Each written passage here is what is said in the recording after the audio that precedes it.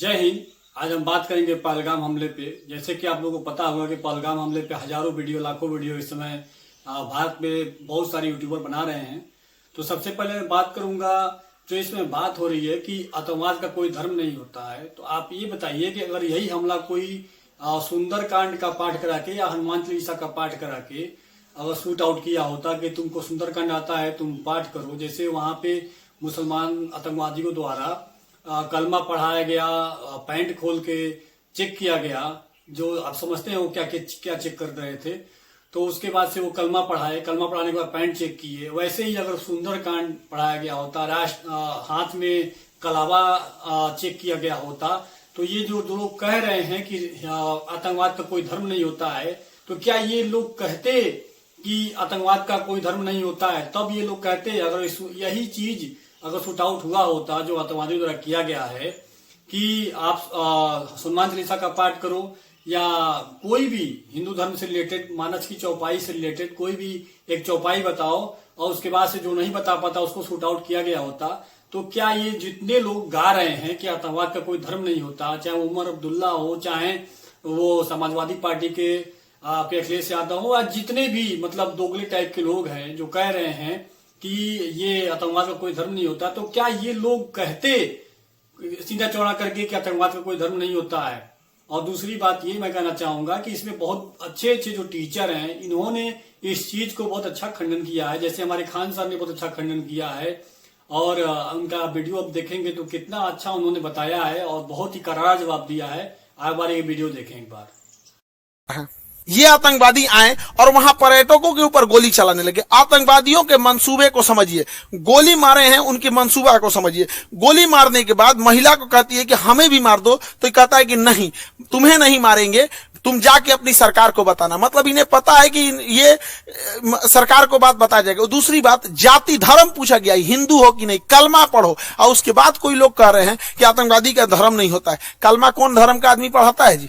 हाँ, इतनों में आंख नहीं खुल रहा है। यहाँ पे एकदम शर्म लिहाज घोल के पी गए हैं, किसी के सामने निहत्थे को मार दिए हैं। इससे कश्मीर में जो सबसे बड़ी समस्या आएगी, हम लोगों को जब धारा 370 हटा था तो 5 साल लग गए ये चीजों को नॉर्मल पटरी पे लाते हुए। उसको 5 मिनट में सब रौंद के चला गया। साहब कौन पर्यटक वहां जाएगा? पर्यटक। और एक हमारे और बहुत अच्छे टीचर हैं विकास दिव्यकीर्ति सर, उन्होंने भी बहुत अच्छा बताया है और बहुत ही अच्छा खंडन किया है कि भारत इसमें जो भी कार्य कर रहा है, जो प्रधानमंत्री के द्वारा किया जा रहा है, बहुत ही अच्छे तरीके से किया जा रहा है। लोग जानते हैं कि बस आज हमला हुआ, कल उस पर परमाणु बम का अटैक हो जाना चाहिए। ऐसा युद्ध नहीं होता है। जो विद्वान लोगों ने जो बता रहे हैं इस समय, आप ये यूट्यूब पे अगर देखेंगे तो ऐसे ऐसे न्यूज वालों के थंबनेल आ रहे हैं, ऐसे ऐसे थंबनेल आ रहे हैं कि मतलब हद हो गई है। मतलब ऐसे ऐसे थंबनेल आप देखेंगे तो सोचे पड़ जाएंगे कि क्या मतलब इतनी मतलब यहाँ की जो न्यूजों का जो लेवल है इतना गिर चुका है कि मतलब आप सोच भी नहीं सकते हैं। आप खुद देखिए ये सब थंबनेल, ऐसे ऐसे थंबनेल जैसे आप सोच भी नहीं सकते हैं। और मैं बात करूंगा विकास दिव्यकीर्ति सर की, तो विकास दिव्यकीर्ति सर ने बहुत अच्छा बताया है और बताया है कि भारत की जो विदेश नीति है बहुत अच्छी चल रही है और भारत कैसे हमला कर सकता है और किस किस तरह से पीओके वाला हिस्सा, बलूचिस्तान वाला हिस्से पे, और कितना जल्दी बलूचिस्तान पाकिस्तान से टूटेगा, ये सारी चीजें बहुत अच्छे तरीके से उन्होंने समझाई है। और ये बात सही है कि आतंकवादियों ने जो हमला किया है वो उनकी मंसूबा यही था कि हिंदू मुस्लिमों को लड़ाया जाए। और ये बहुत अच्छी बात है कि अब ये सोचिए कि हिंदुओं की इतनी महानता है कि ये जो हमला किया गया है इस पे हिंदुओं ने कोई मुसलमानों के प्रति या मुस्लिम भाई जो भी मतलब इस समय विरोध कर रहे हैं, वो अच्छी बात है, करना चाहिए आतंकवाद के प्रति। और जो दोगले हिंदू टाइप के लोग हैं वो मतलब सरकार को ही दोषारोपित कर रहे हैं और इसका सबूत मांग रहे हैं। बहुत चीजें हैं जो आप यूट्यूब पे समय देख रहे होंगे, बहुत सारी चीजें, तो मतलब वो सोच से परे है। लेकिन अगर विद्वान लोगों का वीडियो देखेंगे, जैसे विकास दिव्यकीर्ति सर का एक वीडियो देखिए आप, कितना अच्छा उन्होंने बताया है। पाकिस्तान पेट से है, बलूचिस्तान कभी भी हो सकता है। बधाई हो, बलूचिस्तान हुआ है। ये खबर ये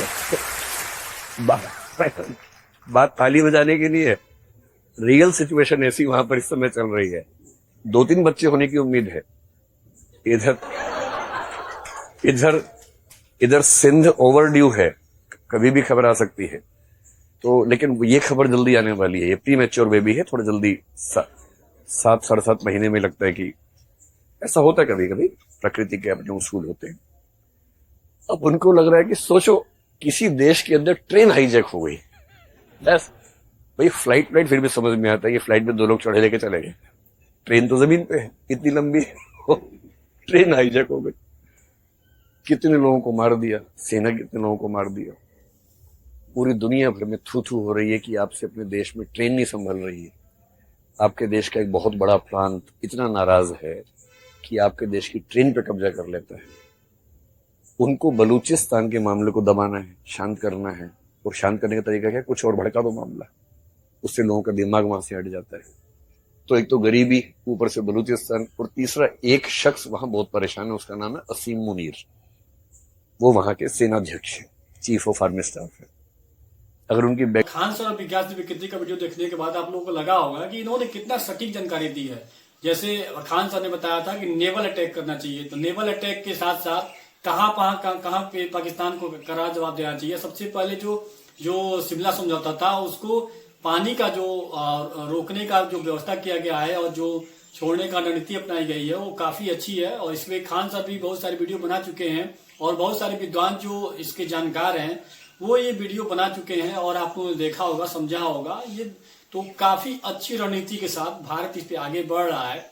और सबसे बड़ी बात मैं बताना चाहूंगा कि जो इस समय जो सिचुएशन है पाकिस्तान की और भारत की, आप देखेंगे कि इस समय पाकिस्तान और इंडिया बॉर्डर पे जो पाकिस्तानी इंडिया से वापस जा रहे हैं, तो उसमें आप ये देख रहे होंगे कि 1.5 लाख पाकिस्तान में बॉर्डर पे जो भीड़ है आप देख सकते होंगे, उसमें महिलाओं की भीड़, जो भारतीय मुस्लिम महिलाएं हैं वो पाकिस्तान में उनकी शादी हुई है, वो इस समय ये जानकारियां मिल रही है कि इतनी ज्यादा मात्रा में जो मुस्लिम महिलाएं हैं वो पाकिस्तान में शादीशुदा हैं और पाकिस्तान जा रही हैं।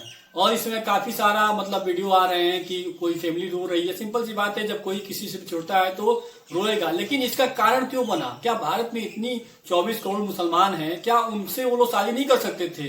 वो पाकिस्तान में इतनी बड़ी भूखमरी है, इतना आतंकवाद है, इतना सब कुछ है, तो वहां जाके उन लोगों को शादी करने की क्या जरूरत थी?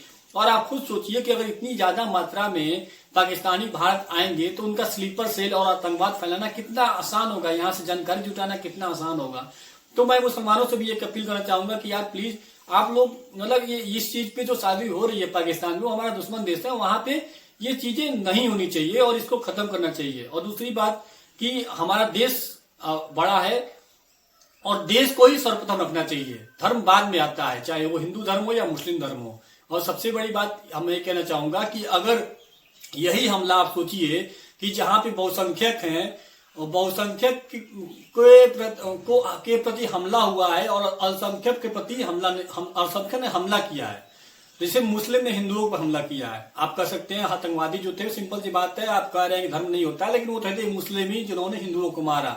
यही चीज अगर किसी बहुसंख्यक, जैसे पाकिस्तान में मुस्लिम ज्यादा है, वहां पे अगर मुस्लिमों पे हमला हुआ था, वहां पे हिंदुओं ने हमला किया होता, हिंदू आतंकवादियों ने, अगर हिंदू आतंकवाद तो होता नहीं है, लेकिन अगर ऐसे हुआ होता तो क्या आप सोच सकते थे कि वहां पे जो हिंदू हैं वो सुरक्षित रह पाते? ये तो आप हिंदुओं की महानता समझिए कि हिंदू इस पे अपना खून उबाल तो करता है, लेकिन इस तरह की कोई हरकत नहीं करता जिससे उनके धर्म के प्रति या उनके प्रति कोई उंगली उठा सके। और कुछ दोगले हिंदू होते हैं जो आप देख ही रहे होंगे, जो इसमें काम कर रहे हैं। बहुत सारे ऐसे दोगले हिंदू हैं जो यूट्यूब पे और ऐसी वीडियो बना रहे हैं जिसको आपको देख के आपका खून खोलेगा कि इससे अच्छे तो हमारे मुसलमान भाई हैं जो इस तरह की बातें नहीं करते हैं।